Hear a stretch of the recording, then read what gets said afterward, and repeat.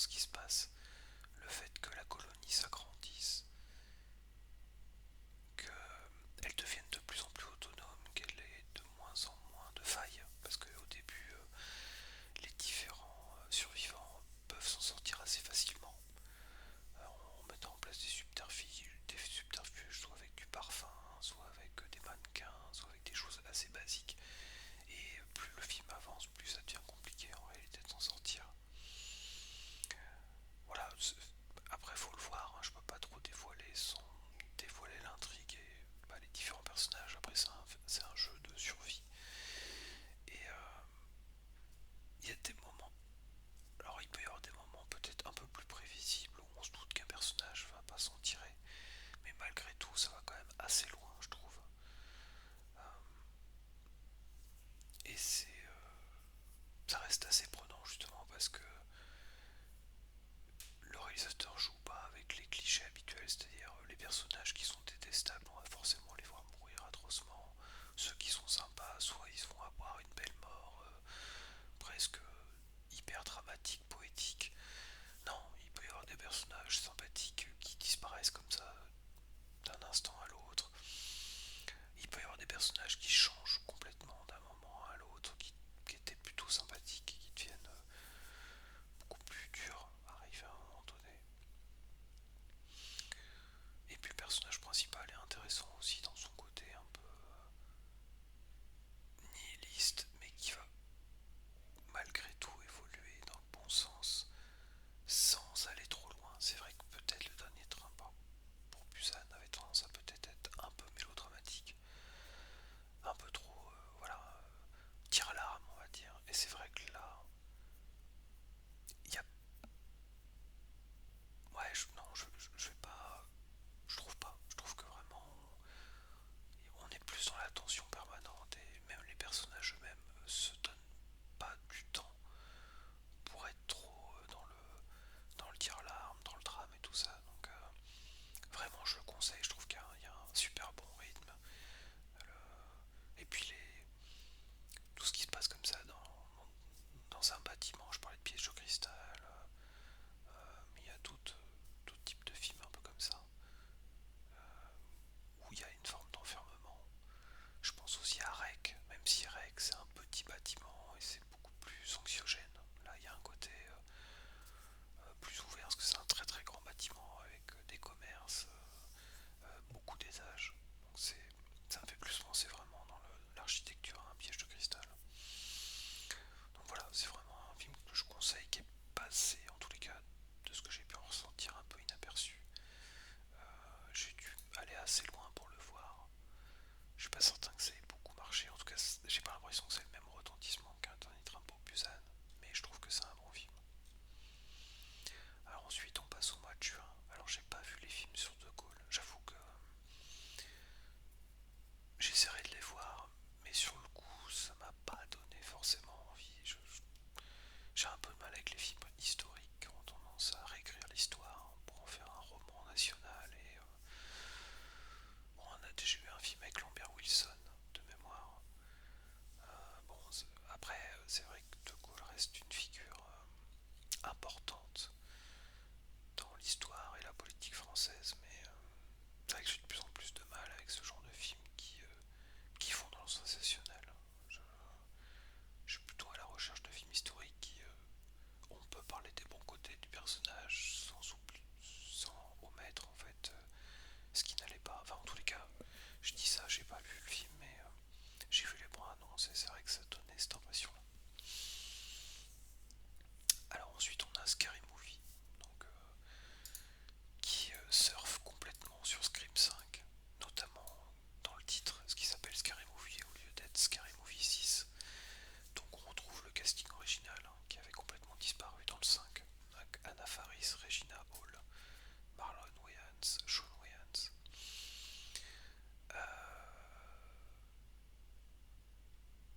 Que dire. Donc j'ai dit que ça reprenait un peu la logique de Scream 5.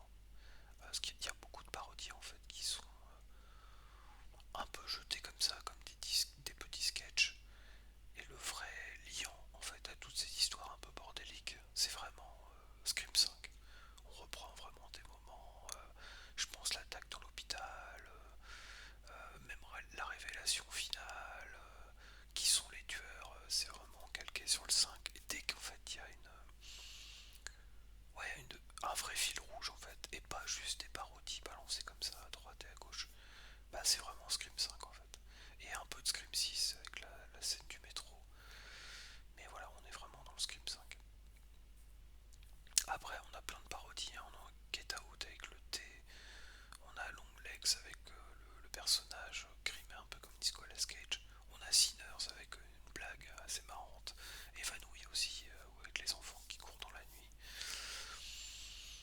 Alors en fait c'est marrant parce que j'avais vu la bande-annonce avec la bande-annonce avec sur la musique d'Eminem et j'avoue que j'avais adoré cette bande-annonce et je l'avais regardée plusieurs fois parce que déjà on avait beaucoup de parodies dedans et avec la musique d'Eminem je trouvais que ça rendait super bien. Et en fait en ayant vu le film, bah, c'est un peu, je vais pas dire la douche froide parce que j'attendais pas forcément grand chose, hein. Je suis pas un fan absolu du un et du 2 mais c'est vrai qu'à l'époque, j'avais vu à l'époque les films au cinéma et ça avait été un carton monumental et les gens, tout le monde en parlait. Notamment moi j'étais jeune, j'étais ado, jeune adulte à l'époque et ça avait eu un retentissement fou. C'était vraiment un phénomène de société. Et là c'est vrai qu'on a un côté... alors c'est vrai qu'ils vont parfois assez loin sur les vannes, il y a des trucs vraiment qui fonctionnent bien. Bon, il y a beaucoup de vannes de cul, de vannes sur la drogue et tout ça. Mais ça sent un peu le film. Il y a un côté presque on refait comme avant, qui est sympathique, mais ça marche plus comme avant, quoi. Ça fait pas aussi irrévérencieux, ça fait un peu. Bon, voilà, on est un peu. Le premier a été fait il y a 25 ans, et bon, on se renouvelle pas trop, quoi. Et du coup, ça, c'est sympa, hein. Je trouve ça marrant, ça se regarde rapidement et tout ça. Mais je vais pas en retenir grand chose, quoi. J'avoue que l'empilement de parodies de films actuels, ce qui est aussi Smile 2 qui est parodié mais de manière un peu bizarre. On a aussi The Substance, on a aussi... bah voilà, c'est un peu un gros gâteau plein de chantilly, on balance plein de trucs dedans jusqu'à temps que ce soit indigeste. Et j'ai presque envie de dire ça marche mieux dans la bande-annonce parce que bah, on regarde des bouts de films et donc on n'est pas surpris en fait des parodies. Alors que dans le film vraiment on a des parodies qui sortent de nulle part à des moments donnés. Tous les personnages en fait sont amenés à faire tout n'importe quoi dans tous les sens. Et en fait les seuls moments en fait où on suit une trame, c'est vraiment en Scream 5 quoi. Avec l'agression de la jeune sœur, la grande sœur qui se retrouve à l'hôpital, le copain, etc. Enfin c'est les seuls moments en fait où on écrit quelque chose. Sinon tout le reste en fait ce sont que des parodies dans tous les sens.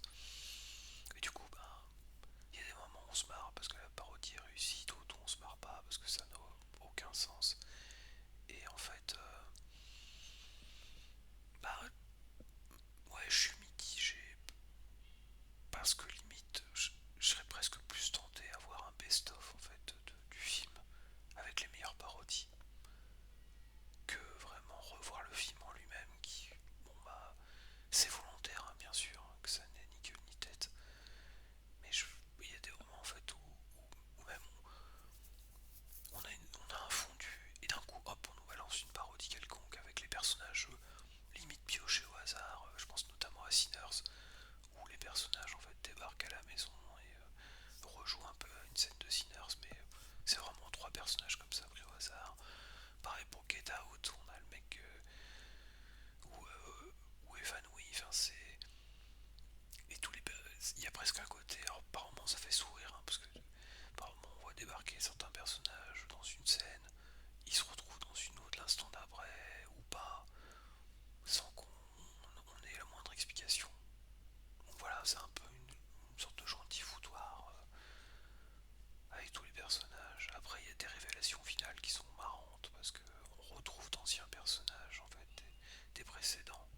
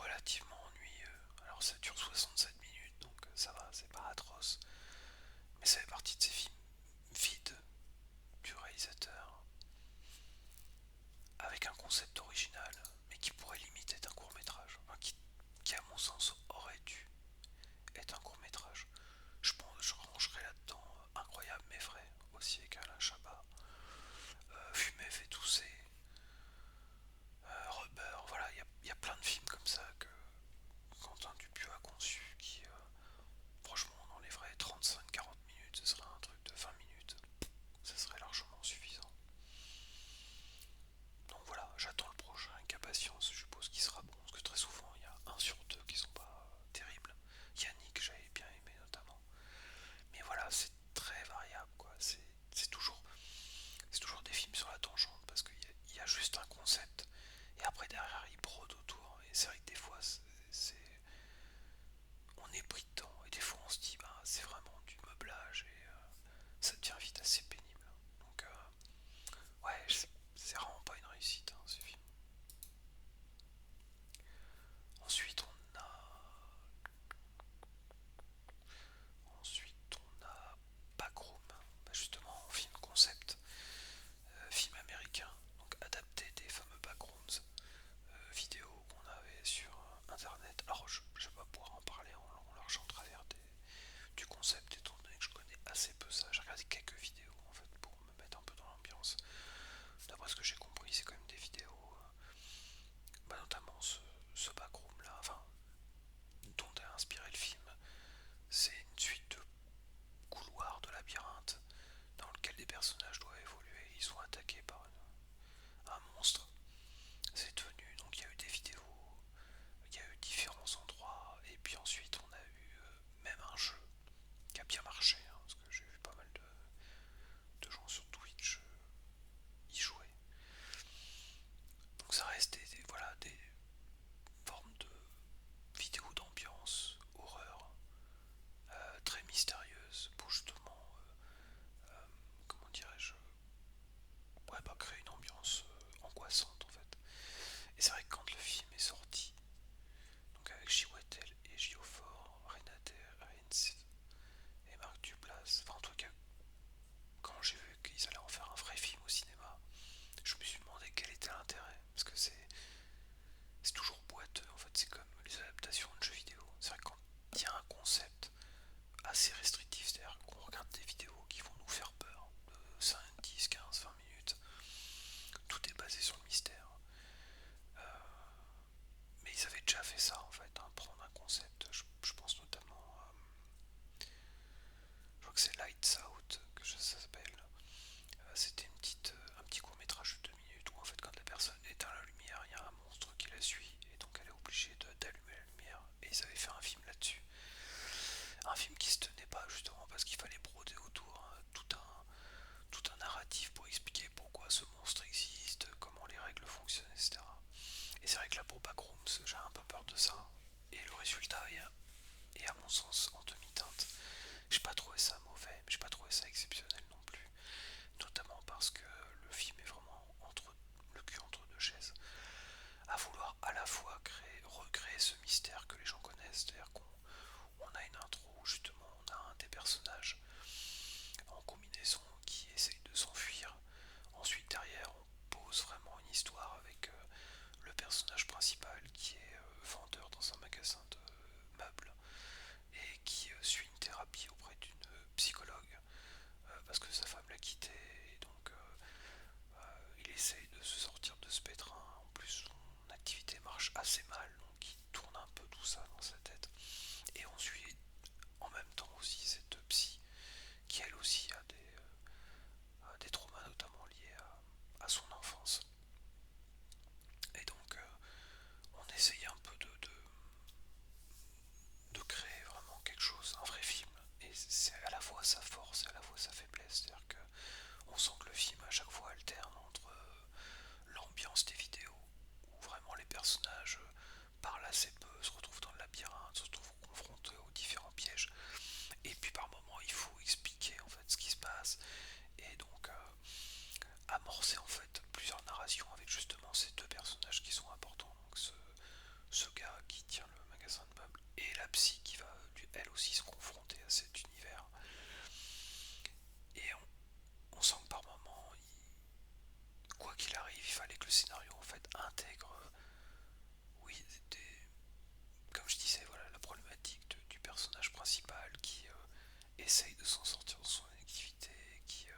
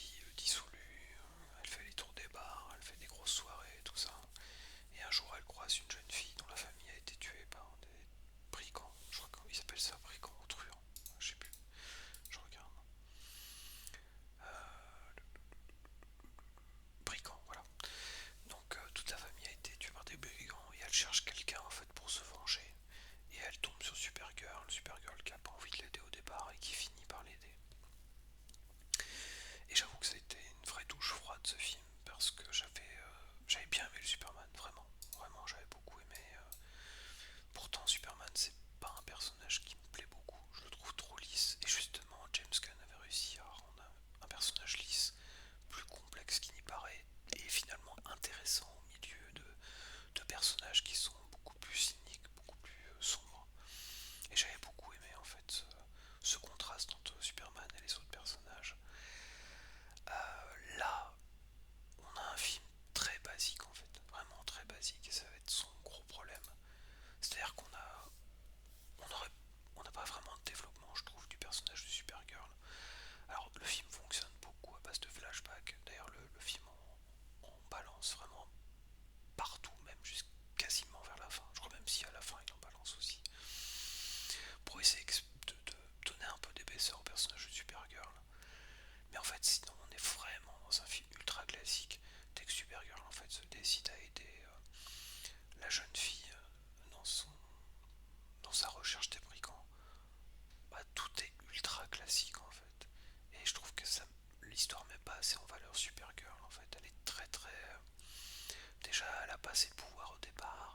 Après, elle veut pas aider l'héroïne, enfin le personnage qui souhaite venger ses parents. Elle, elle met beaucoup de temps à se mettre en place. Et c'est vrai que les flashbacks sont très classiques aussi. On comprend que sa famille aussi a été décimée. Et donc c'est pour ça qu'elle décide un peu de lâcher un peu, de vivre un peu sa vie dissolue parce que finalement elle a tout perdu.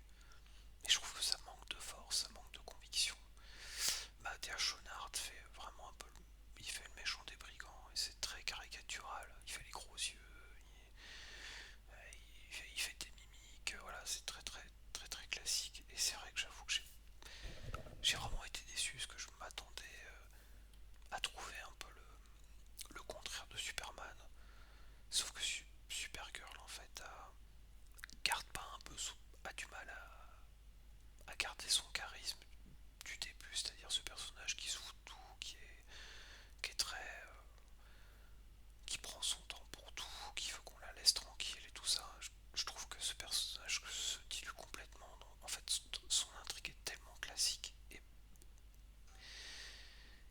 et raconté vraiment sans génie que du coup le personnage est dilué là-dedans et on a du mal à apprécier.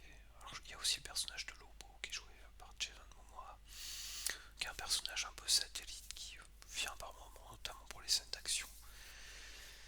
Mais je trouve que ils n'arrivent pas à donner suffisamment de force, suffisamment de charisme à Supergirl en fait pour qu'on y croit.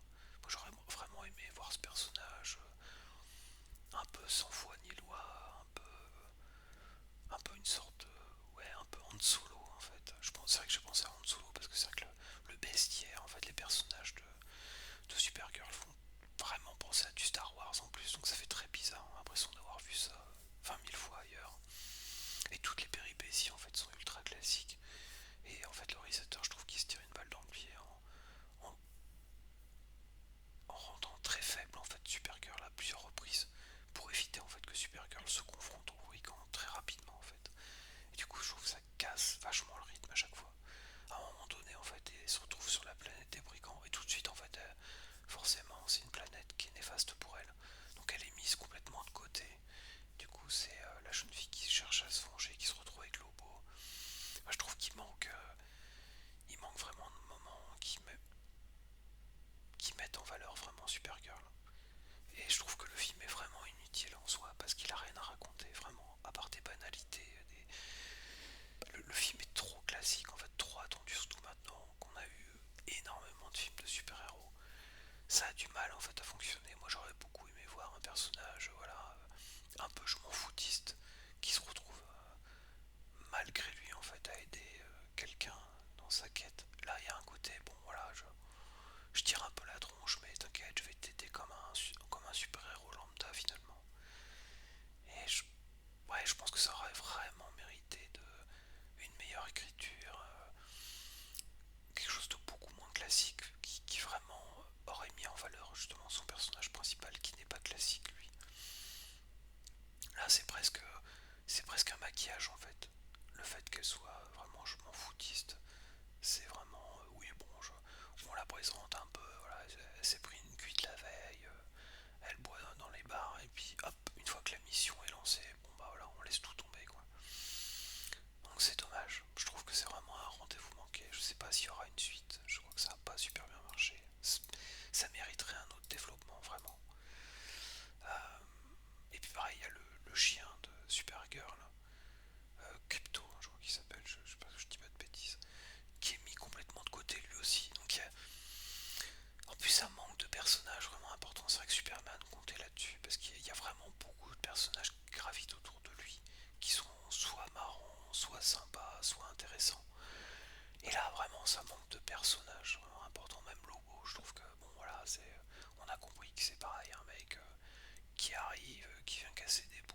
part. Donc je trouve qu'il y a vraiment aucun développement en fait qui permet vraiment de se sentir investi par l'histoire. Voilà, je trouve que c'est vraiment un rendez-vous manqué.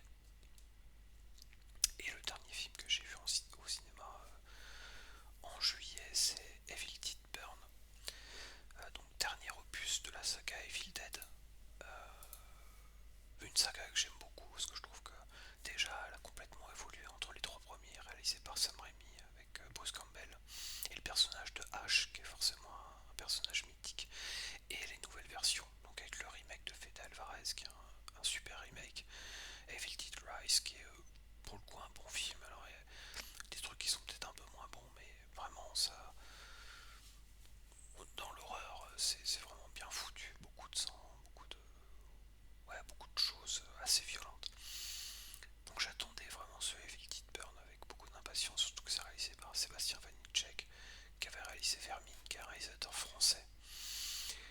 Euh, et du coup l'histoire est qui est sur le thème de la famille, avec une famille qui se retrouve après l'enterrement en fait d'un des leurs, donc le fils de la famille, qui sortait, enfin qui était mari de l'héroïne.